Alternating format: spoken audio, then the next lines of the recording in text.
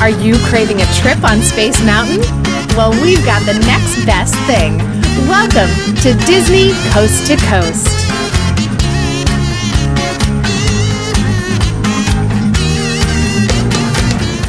Hey folks, and welcome to Disney Coast to Coast, the ultimate unofficial Disney fan podcast. I'm Jeff DePauli, and today on the show I have Jim Denney joining me, who is the author of Walt's Disneyland, as well as many other Disney books. Hello, Jim, and welcome to the show.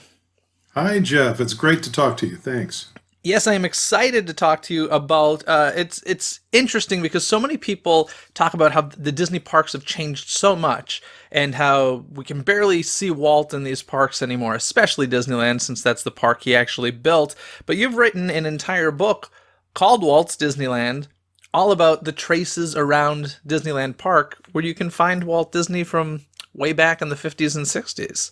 And the Main Street is the part of Disneyland that has changed the least since Walt's era. Absolutely. So we're going to be talking about Main Street USA as well as Town Square today. So let's jump into that conversation right now. It's time to dive into today's Disney dialogue. So one of the things that people hear all the time is how, Walt was a man who worked for, he made movies, and he treated Disneyland, the building of Disneyland, as a movie. And I feel like right at the entrance through Main Street USA is a really fantastic representation of this. And I love I had actually never thought about this before reading your book, but your story behind Floral Mickey and what that represents exactly. Right. The Floral Mickey is his trademark. It's like the logo at the beginning of the motion picture. And you step into the forecourt, and there it is, and the movie is starting. And the genius of it is that it's really a choose-your-own-adventure type movie. Before anything like that, any technology for choose-your-own-adventure came into being, Walt had this idea that he wanted you to come in and experience this. Disneyland is like the largest movie set ever created. And you go through the tunnels, you can choose right or left, and you can come into Main Street. There's your establishing shot. You've got the popcorn stand that's right nearby, provides the smells of the theater. You can go to the cultural side, which is the right-hand side, where the Opera House and the art gallery is. You can go to the municipal side, where you've got the city hall and the fire station and so forth. And Walt has really designed this to immerse you in a motion picture-like experience. I love the detail of the red brick, like a red carpet heading into a movie premiere as well. It's so nice. I have a question for you. You know the plaques right above when you go through the train station tunnel, and it says, "Here you leave today and enter the world of yesterday, tomorrow, and fantasy." And I've always found that interesting because obviously it touches on the different lands. We've got Fantasyland represented with fantasy, Tomorrowland represented with tomorrow. Mm-hmm. Yesterday, I always think of Frontierland. And I always found it weird that the quote didn't say, "Here you leave today and enter the world of adventure, yesterday, tomorrow, and fantasy." Do you have any idea why it is that way? No, I don't. That would make a more complete quote, wouldn't it? Yeah, and those have been there since opening day, haven't they? Yeah. That's so weird. I know they have, yeah. Yeah, that's bizarre.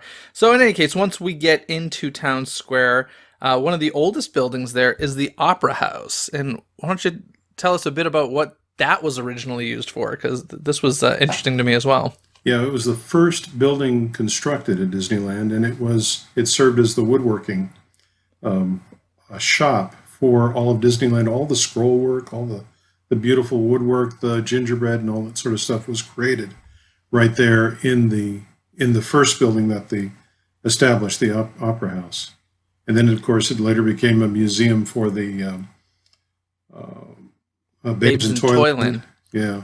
And then after that, it became the Great Moments with Mr. Lincoln. Yeah, it's unbelievable how many years that actually sat without guests being allowed inside. I didn't realize that it was just a carpentry shop for so long. It's kind of interesting. Yeah. And then, of course, I think the area of Town Square that most people think of when they think of Walt is probably the firehouse and his apartment above it. Right. And that's an opening day thing as well. Of course, Walt spent many, many days up there. Have you ever been in the firehouse? I've not. Well, I've been in the firehouse. I haven't been in Walt's apartment. In the apartment, rather. Yeah. I haven't done it either. It's interesting because for a while it was available during the Walk on Walt's Footsteps tour, and then I guess they were renovating it or something, or doing something to it, so they got rid of that part of the tour, and we went to the Dream Suite instead, that no longer exists above Pirates of the Caribbean, and now from what I understand, it's back to going to Walt's apartment as part of that tour. Yeah. So one of these days I got to go check that out. I would love to see that, and I never have. I have a friend who used to work. Peggy Matthews Rose, who has helped. He helped us. She helped us with How to Be Like Walt, and then she was a big help with Walt's Disneyland. She used to actually host meetings there during the Michael Eisner era, and so she would go in and get the place, air the place out, and get everything arranged so that they could have corporate meetings in Walt's apartment. But I've never been there. Because for a very long time, like, it literally, nothing was being done with it, right? Like, right. It was closed up. It was like a shrine that nobody entered. It was holy ground, so. That's so bizarre. And like, I can't, did they even like keep it clean? Do you know at that point? Or was it literally just a locked door that nobody ever went behind? I don't know. I think it was kept clean, and Peggy told me that they still had silverware and other things that Walt had used when he was there, when he would stay at the park. One of the other areas, of course, the flagpole, I feel like, is a very central area right as you enter, that is very famous because Walt's opening day speech happened right near there. But I loved the story you had about the flagpole base, because I feel like we think of Disneyland, so much of it is handmade by the Imagineers and such. But a fun little story about the base of that flagpole.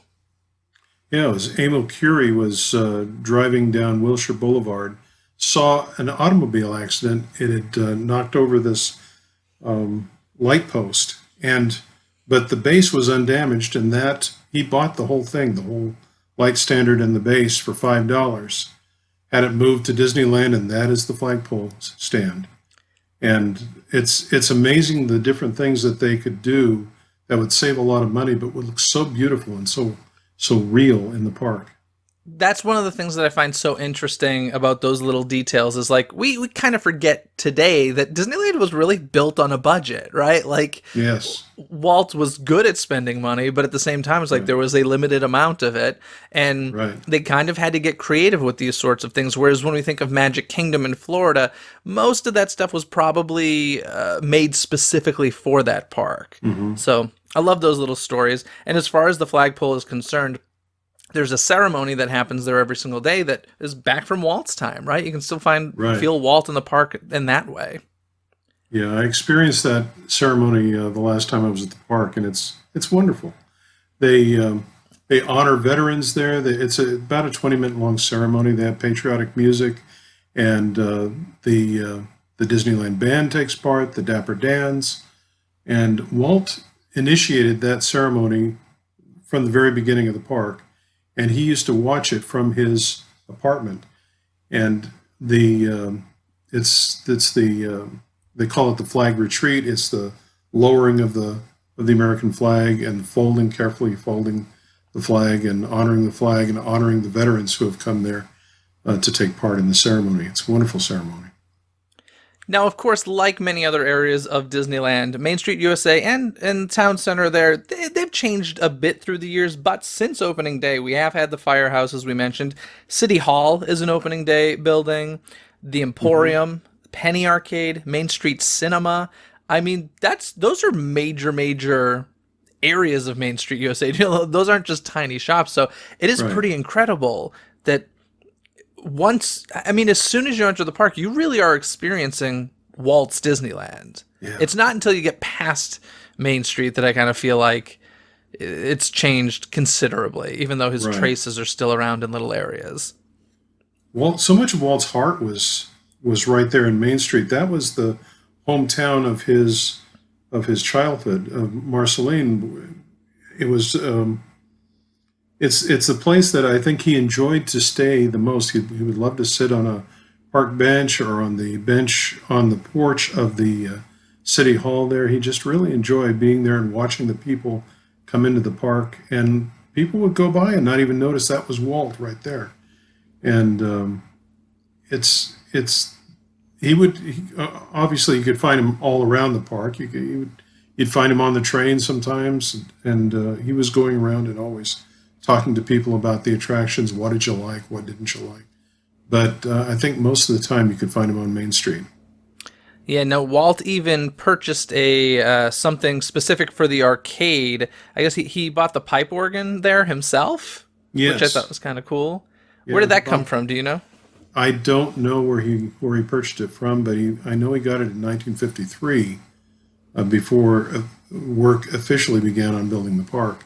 So he had this in mind right from the beginning. And then the Candy Palace came soon after opening. It opened on July 22nd, 1955, and that's probably one of the most memorable places at Disneyland as far as walking down Main Street USA is concerned, because that's where you can always smell all of those beautiful candy scents coming out through the doors. Yeah, and I don't know whose idea the smellitzer was. It's a smell howitzer. It shoots the fragrances out into the air, but that probably was Walt's idea. He liked that real immersive, the fact that you could use all of the senses to create this experience of being in Disneyland, of being in small town America in 1910. And so he likely was the originator of that idea. How do we get the vanilla scent out into the air as you pass by? I remember hearing that's something he also wanted to do with Fantasia, was include scent with it. And he had these ideas. Of course, they put in like new sound systems for Fantasia when it was in theaters and everything. But he also wanted scent to be part of it. And there was discussion at one point, I think, of like ushers spraying scent into the audience during, showings of the film. It never really came to fruition. Yeah. And supposedly, at least the story I've heard, is that they kind of did that in Mickey's PhilharMagic at Magic Kingdom in honor of Walt, where you're sitting there. It's very common as part of 4D attractions now for smell to be part of it. Yeah. And they kind of look at that little piece as an honor of Walt's original vision for Fantasia, which I think is kind of cool. So he seemed to like smell. Cool. Yeah, and I had not heard that about Fantasia before, but that reinforces my suspicion that that was his idea to do it at the park, because at Disneyland he had a lot of freedom, a lot of technology to do things he couldn't have done in movie theaters.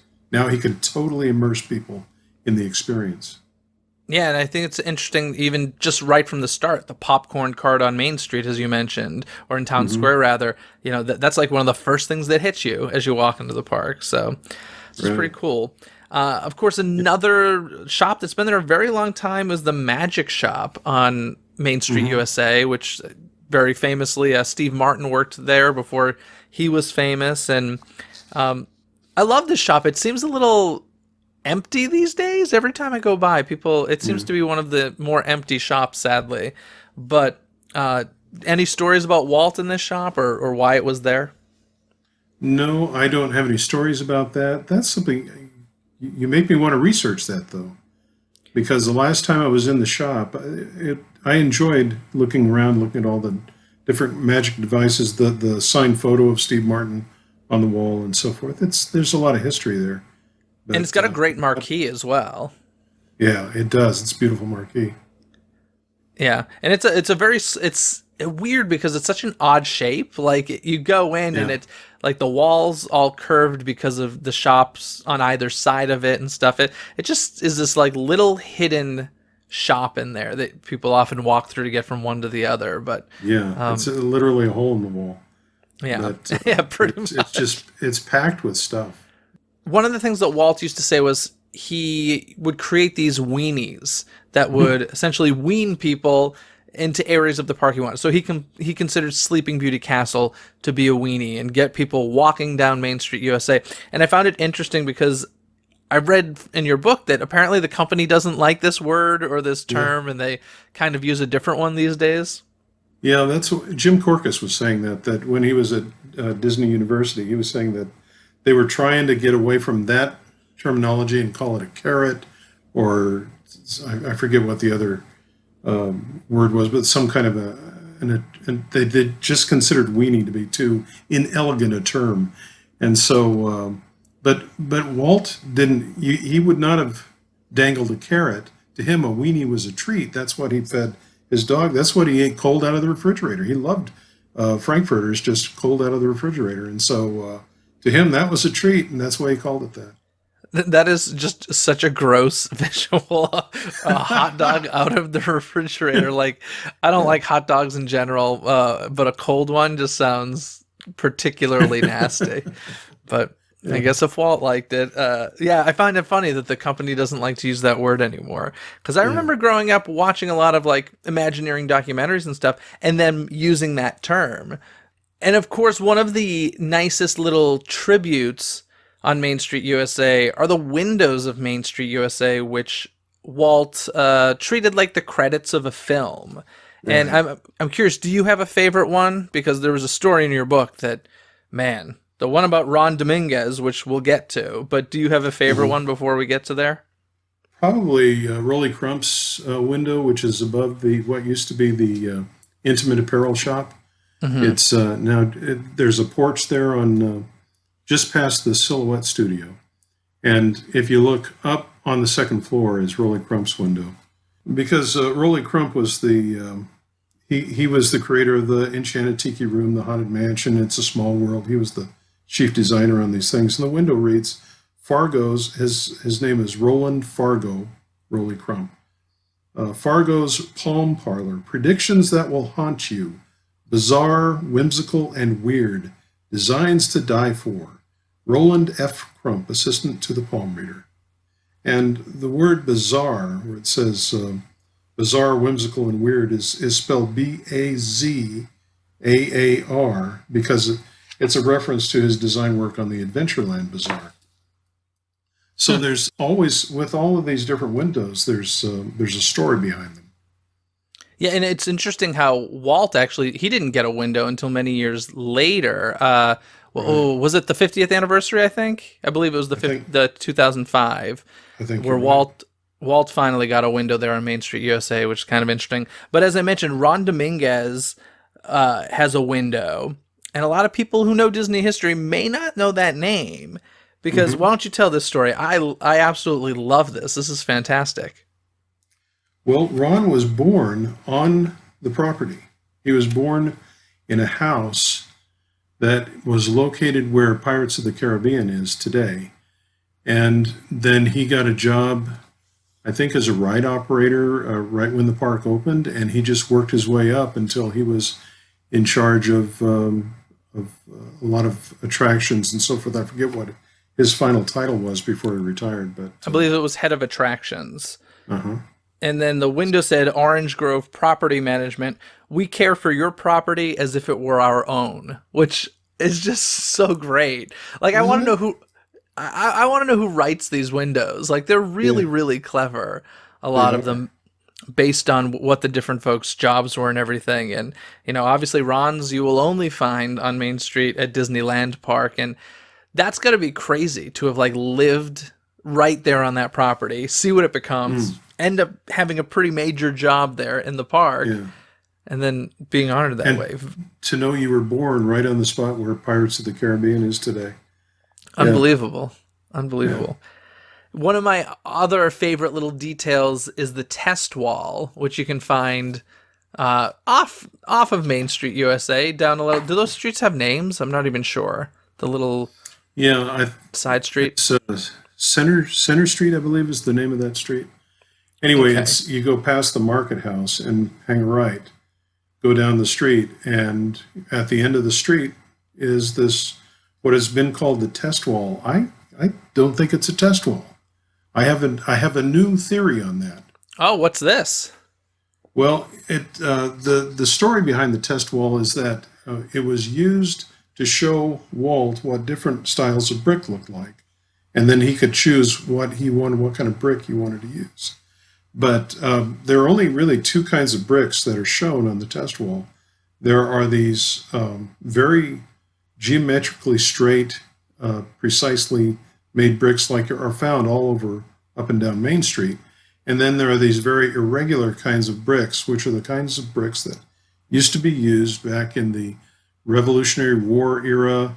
They're very irregular and different shapes and sizes and so forth. And my theory is not that this was a test wall to show different kinds of bricks to Walt. This was a wall that was going to be a transition wall that was going to take you from Main Street, USA, into a land that he was planning to build. Oh, wow. Which was Liberty Square. And if you look at the old maps of Disneyland, the ones that showed Liberty Square and Edison Street, that street, Center Street, was going to take you right into Liberty Square. And so that, I believe that wall was a transition, and there was a drinking fountain between the two kinds of bricks. And then that was going to transition you from the Main Street, the nice, clean, neat Main Street, into the old 1700s style of brick and architecture that you'd find on like the Old North Church in Boston or Independence Hall in Philadelphia. So that's my new theory, that it's a transition wall, not a test wall. That's fascinating. I had never heard that or thought of that, and I'm curious, how did that spark in your mind? I think I just thought that the test wall theory doesn't make sense to me. It didn't add up to me that Walt needed to actually see these bricks formed into a wall in order to make up his mind what kind he wanted. If you go up and down Main Street, the entire place has these neat, geometrically precise shaped bricks. And there's no place where there's anything, these old style irregular bricks. I don't think he needed to make that choice. It occurred to me, I think, when I saw that Center Street was going to lead into Liberty Square. And then I thought, aha, that's got to be it. That's your transition. He's taking you back into the 1700s and into a whole different style of architecture. That's really interesting. I love that theory. I hope that theory is true. And I don't know, are you doing research to see if you can prove that theory somehow? Yeah, and I'm planning to write on it here pretty soon. I wish I'd got that. I'd had that thought in time to put it in the book, but I guess there will be another edition of the book.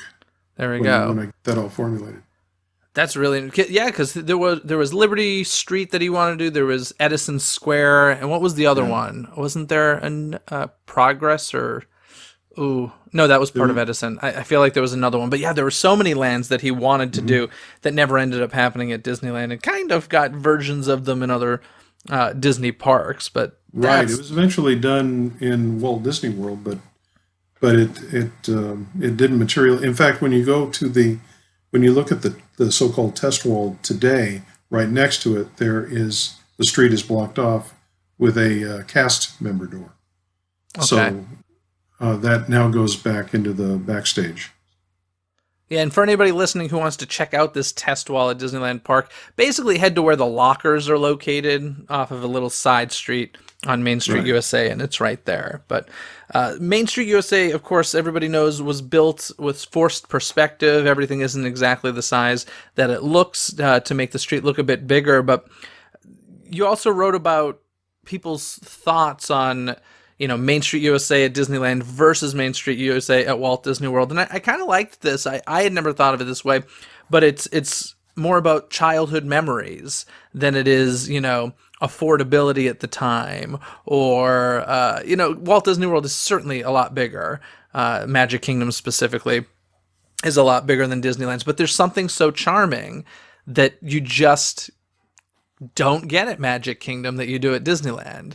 So I thought that was pretty interesting as well. Disneyland is it's more than reality. They call it a hyper reality. It's more intensely real than real. And one of the things that Walt did was he used scale. He wanted the building scaled down to people think that it's all 5/8 scale, but I think it's something like 7/8 on the first floor, 5/8 on the second floor, and half scale on the third floor. And that's how he creates the illusion of height. But everything is close and a little bit smaller, a little bit more accessible. The windows of the shops are low so that the children walking on the sidewalk can look in, and everything's accessible and everything is at a smaller scale and very comforting and inviting. I think after World War II, people were feeling sort of, what would you say, towered over by events, world events, by the skyscrapers that we were building. We were building immense cities with that just seemed to make us all feel small. And Walt wanted to make us feel comfortable and at home in his park. And so he used that psychology of scale, and it's all through. Even the castle is not overwhelmingly large. The buildings on Main Street are at a comfortable size, and it just makes everything feel very homey and inviting. Yeah, and of course, Main Street USA, as we said, is the place where you mostly find Walt, but, obviously there's little traces of him throughout the rest of the park. I'm curious if there's any areas beyond Main Street USA that are like your favorite little Walt areas that you like to visit. Oh, a lot of Frontierland. The train, the railroad, the Disneyland Railroad is Sure. pure Walt. The Mark Twain is pure Walt from the very beginning. I'm sorry that we've lost so much of the Tom Sawyer Island. That the fort on the island was such a beautiful part of my childhood. I remember that so well. The things you could explore, and that's gone now. Fort Wilderness, but Adventureland is very much Walt's original. Especially the Jungle Cruise, New Orleans Square, the Pirates of the Caribbean. Even though that's changed a lot of Walt's original heart is still there. Fantasyland, and they've improved. Since I believe it was under Tony Baxter, they improved the facades of Fantasyland so much it doesn't have that cheap carnival look that it did in the 1950s, and it's just a wonderful. I think Walt would have loved many of the improvements, not all of them, but many of them he would have really loved.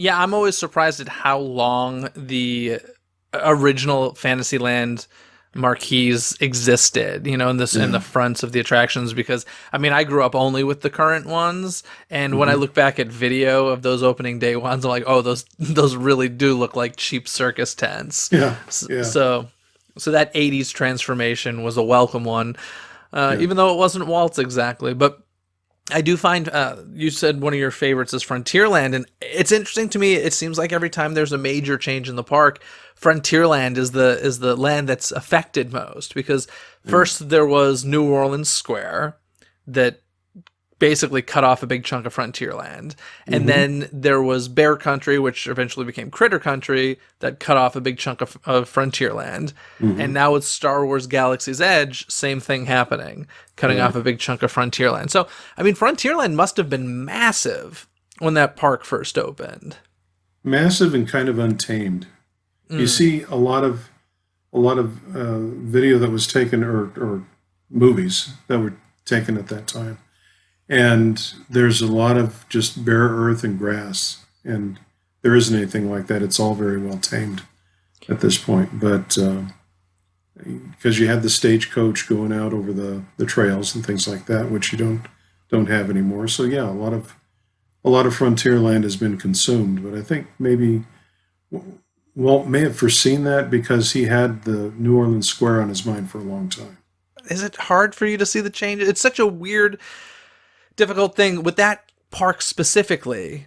I feel like people have a hard time seeing change come to it, just because it is the only park that Walt stepped foot in, saw open, and really had his fingerprints on. So I don't know, how do you, obviously you're a historian who writes about this type of thing, but you also seem to be like accepting of the fact that, yeah, change is part of it.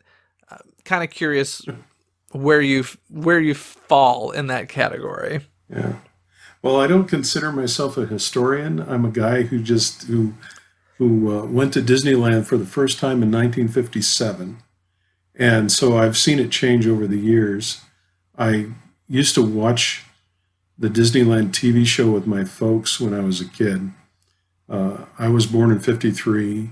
The show came on in 54. Park was open in 55, and I went in 57. First time I was there, because we watched the show every week, the Disneyland show and all the different lands, and you'd see the castle and everything on your TV set. And the first time I walked, I remembered, I was 4 years old, and I remember how it felt to walk into the park and think, I can't believe I'm really here after seeing this place on TV. So yeah, my acquaintance with the park goes back quite a ways, and I just love the place. I've always loved the fantasy, the stimulation of the imagination it gives you, and so it is hard to see some of the things disappear. The first time I noticed something disappear from the park was when I went to visit Tomorrowland and wanted to see the 20,000 Leagues Under the Sea exhibit, and it wasn't there anymore. And there have been so many other things that have changed. Of course, some of that 20,000 Leagues exhibit, the organ from the stateroom there went into the Haunted Mansion. And so these things do have a way of showing up again. The bits and pieces of the Skyway end up inside the Matterhorn as a little tribute to Disneyland's past.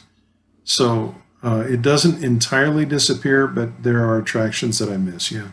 Anywho, yeah, it's difficult to see these changes, and but new and exciting things are coming. I do feel like with Star Wars Galaxy's Edge, we did lose an area of the park that, one thing, having grown up going to Walt Disney World, and as an adult, I live closer to Disneyland now. One of the big differences I really felt was Walt Disney World, to me, as much as I love it, always felt like a company built a theme park, whereas Disneyland felt very much like locals came and visited, and it was kind of like your place to hang out, not necessarily vacation.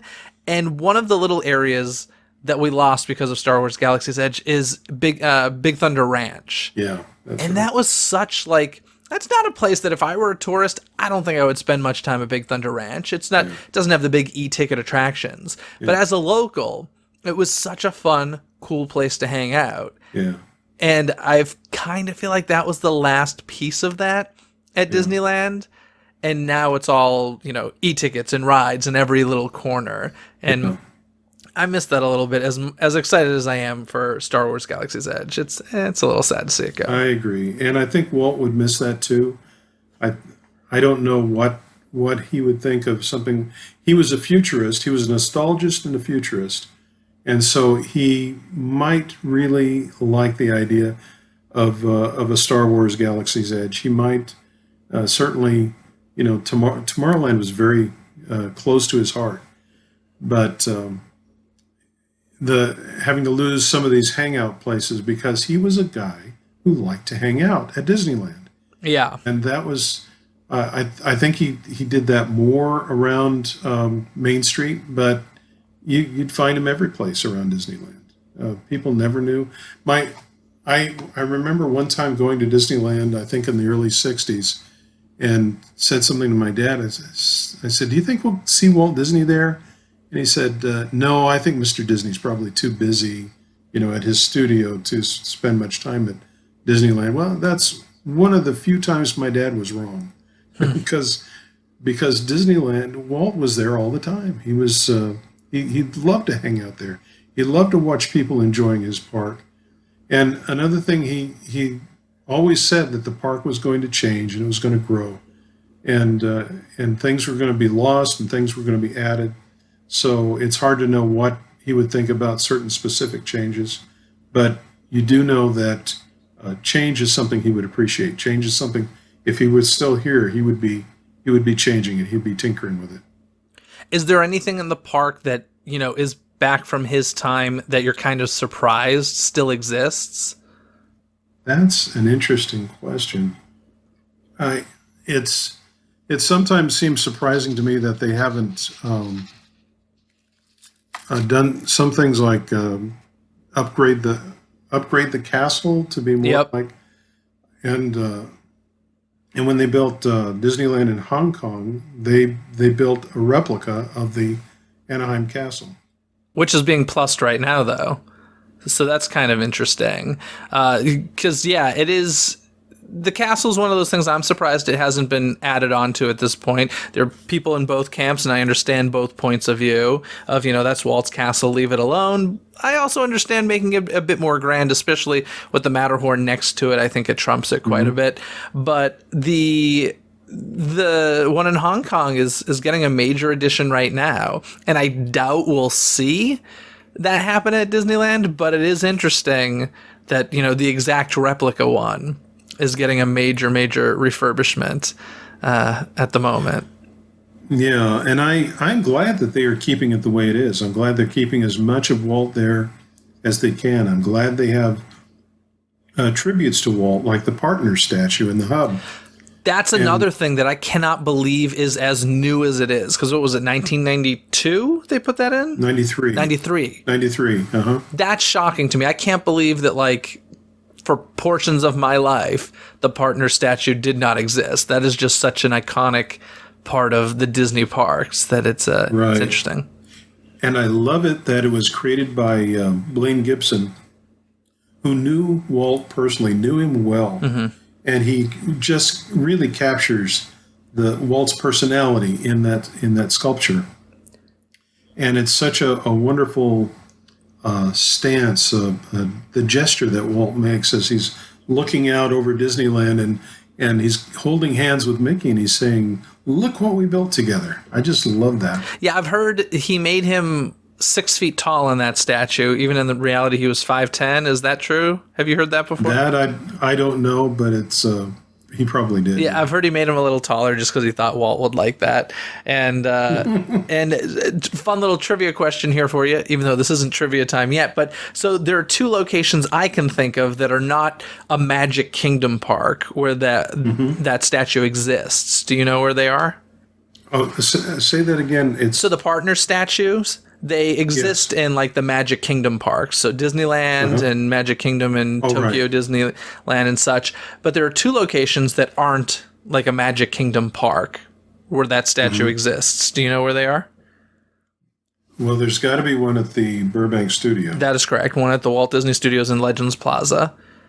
And then the second one's, it's in a theme park. It's just not a Magic Kingdom park. Really? Yeah.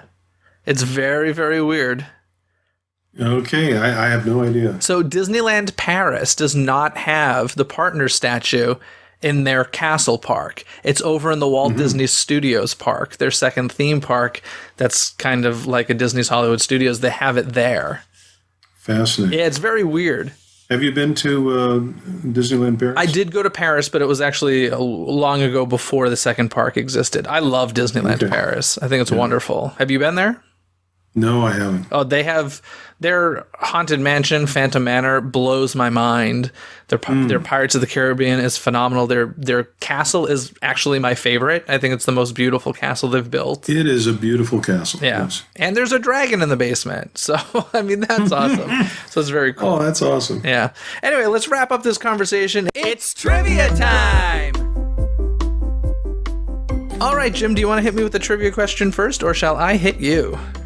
Okay, why don't you hit me with one first? Okay, well, on Main Street USA, of course, one of the things that creates such a pleasant atmosphere is the music of Main Street USA, and in January of 2012, a new song was added to the Main Street USA music loop at Disneyland Park. This song is from a Disney movie, but not one from Walt's lifetime. What is the song title, and what movie is it from?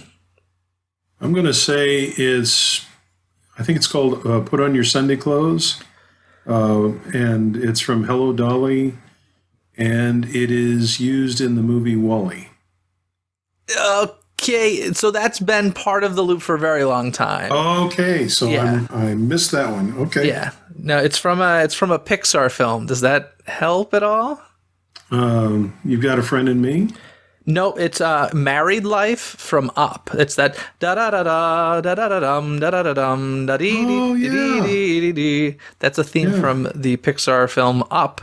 And in 2012 they added it, and it was so interesting because most of that music is very like old timey music, like put on your Sunday clothes. Hello Dolly was written in what? I don't even know when. I want to say the 50s or something like that. Yeah. And so when they added like quote unquote modern music, it was a little bit like, oh, is this going to work? I don't know. But that song, in my opinion, really lends itself to that same feeling. And then It does. It has that same feel as all the other, as the Deary and in the Good Old Summertime and things. It has that sort of old time feel. yeah, so very, very, very well done, I felt, by adding that song. And, makes it a bit more modern, and some younger folks going to the park will be like, I recognize that song. It's cool. It is funny, though, because so many of those songs I first recognized from Main Street USA, and then, like, later in life would see Hello Dolly or The Music Man and be like, oh, goodness, like, I know these songs, and it's from a Disney park. That's hilarious. What's your trivia question for me? Well, during Walt's lifetime, 3 future presidents and 2 past presidents visited Disneyland. Oh, Can you name them? okay. So Nixon was definitely one. Yeah. Carter was one, right? If he was, I'm not aware of it. Okay. Well, obviously Reagan. Reagan was part, opening day ceremonies. So let's see. Nixon, Reagan. So you said it was 3 before they were president, and then 2 after? 3 future presidents and 2 past presidents had very publicized visits to Disneyland. Pretty sure Bush was one of them. George W. During Walt's lifetime? Oh, during Walt's lifetime. Okay. Yeah. Oh, wow. That's a lot then during Walt's lifetime. That. Oh gosh, But you got Reagan and Nixon. Reagan and Nixon. I think I'm lost at that point. I don't even know. Yeah, Reagan, of course, co-hosted the TV show that launched there on opening day, Dateline Disney, and then co-hosted with Walt, Art Linkletter, and Bob Cummings. And then Richard Nixon actually visited the park twice while he was a sitting vice president. Oh, wow. The first time was in August 1955, just less than a month after the park opened. He took his family as the vice president. And then in June of 1959, of course, he and his family and his daughters, Julie and Tricia, did the ribbon cutting for the new Tomorrowland features there. And they rode the monorail, and Bob Gurr was at the controls, and they took off without their Secret Service detail. Yep. So Walt Disney kidnapped the vice president. The vice president. Nice. Yeah. And then third was Harry S. Truman, who visited the park in November of 1957. He and Bess went. His daughter, Margaret, was living in New York City, working in New York City as a writer and editor at the time. But Harry Truman and Bess went, and Harry just had the greatest time at Disneyland. He was like a kid. He would go around and he would crack jokes. One of his favorite place was Tomorrowland. He went into Tomorrowland, looked at all the exhibits, and he said, because Eisenhower was the president at this time, he said, I got to come here because this would really inspire you. And it just happened that the year after Truman said that, Eisenhower initiated NASA, so that our space program. Huh. And then and Eisenhower also, he was inspired by the 3 space documentaries that were done for the television series, the Disneyland television series. And then let's see, fourth was John F. Kennedy. And I just learned this not too long ago. John F. Kennedy visited in November of 1959. He had been doing a campaign swing through California, and he helicoptered from Riverside and landed at the heliport at Disneyland. And then he went in the park, and he was up on the train platform, and he met the president of a newly independent African nation, Guinea. And he met him at the train platform, and then they went down to Main Street to the City Hall, and they had a half an hour to an hour discussion of events, world events there, because Kennedy was he was on the Africa subcommittee of the Senate Foreign Relations Committee. And so what he was trying to do, because he was running for president, he was 42 years old, and he was trying to build his sense of gravitas, and that he had the chops, for international relations. So he had a lot of reporters and photographers there taking pictures of him meeting with this world leader, this African leader, at the City Hall in Disneyland. And then he went out and shook hands and everything. And then the fifth, this would be a past president, was Dwight Eisenhower, who took his son John and his wife and Eisenhower's 4 grandchildren as part of this entourage, and they went in. It was December. In fact, it was 2 days after Christmas, 1961. So Eisenhower had been out of office for less than a year, and he went, took his family, and they just had a great time. And they would relax at Walt's apartment when they got tired, and then they'd go out and do some more stuff. And at one point, Eisenhower was on Main Street in the fire engine, at the controls of the fire engine. He was waving at the people with his fire hat, and the crowd just loved him. They were just surrounded.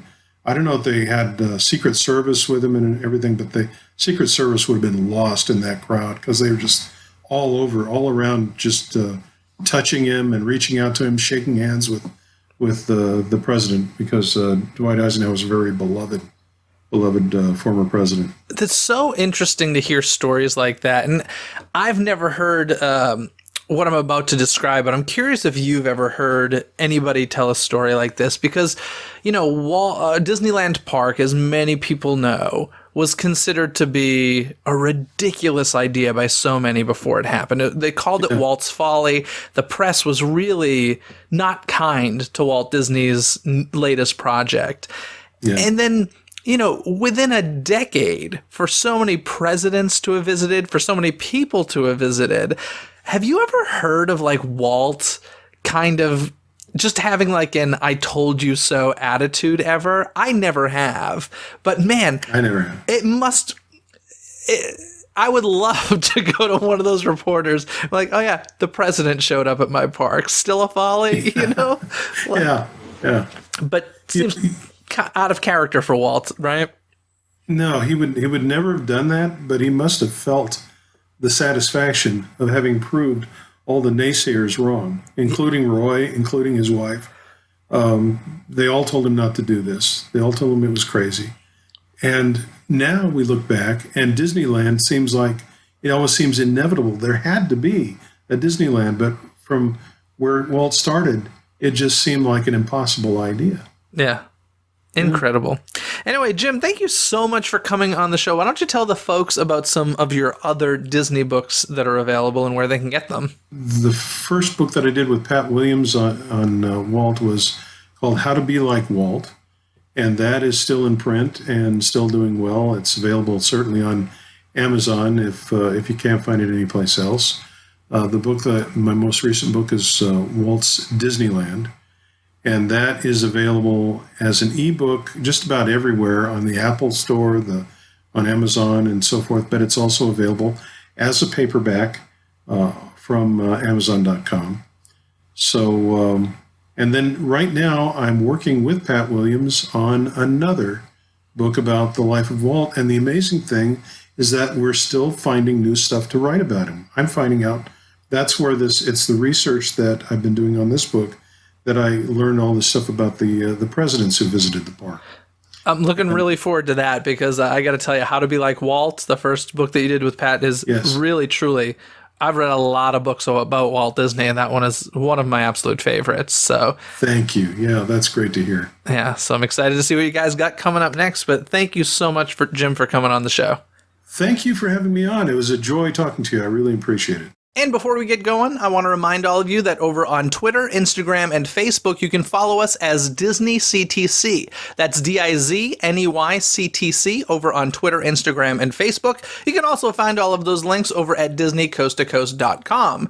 I also want to give a shout out to Big Thunder Mountain and Pats8052, who left us a 5-star rating and review on iTunes. They helped other Disney fans find the show more easily by doing so. Once again, that's Big Thunder Mountain and Pats8052. Thank you so much for those 5-star ratings and reviews on iTunes. I also want to welcome Jared and Gerardo to the Disney Coast to Coast community, who joined us over on Patreon. If you'd like to join the DCTC community and get rewards like live stream Q&As or even vote on future episodes, in fact, today's episode release was voted on by the DCTC community, you can join us over at patreon.com/DisneyCTC. That's patreon.com/DIZNEYCTC. Other than that, folks, have a magical day.